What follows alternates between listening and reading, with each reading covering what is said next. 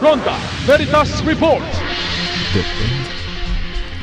DepEd nakiisa sa research center launch ng DOST bilang suporta sa pagpapalakas sa tamang paggamit ng Artificial Intelligence o AI sa bansa.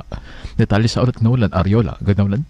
Maraming salamat mga kapanalig. Pinuri ng Department of Education o DepEd ang inilunsad na National Artificial Intelligence Center for Research and Innovation o NAICRI sa panguna ng Department of Science and Technology o DOST alinsunod sa direktiba ni Pangulong Ferdinand Marcos Jr. na palakasin ang long-term AI ecosystem ng bansa at tiyakin ang responsableng integrasyon ng artificial intelligence sa basic education. Bilang mahalagang hakbang sa pagpapatupad ng National Artificial Intelligence Strategy for the Philippines, magsisilbing institutional platform ang NAICRI para sa pagpapalawak ng AI research, shared computing infrastructure at innovation translation sa mga prioridad na sektor. Para sa DepEd, makatutulong ang pagtatatag ng NAICRI sa patuloy na reforma sa workforce development, digital infrastructure at responsible governance ng kagawaran.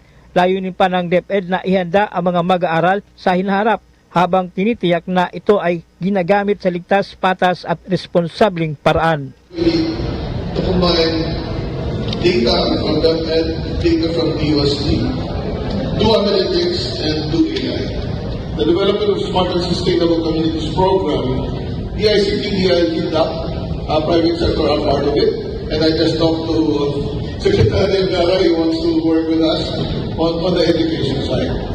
So, as you can see, AI is a tool that can facilitate, but what is important will be the strategy. And the National AI Strategy has already been set, approved by the President last May, the implementation strategy as well. What needs to be done is to develop this integrated center and develop use cases. Yan ang tinig ni Secretary Solidom.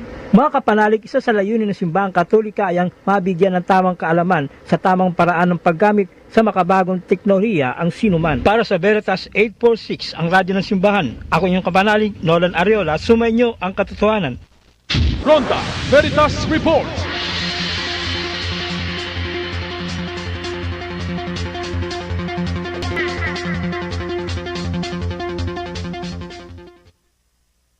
May kapanalig.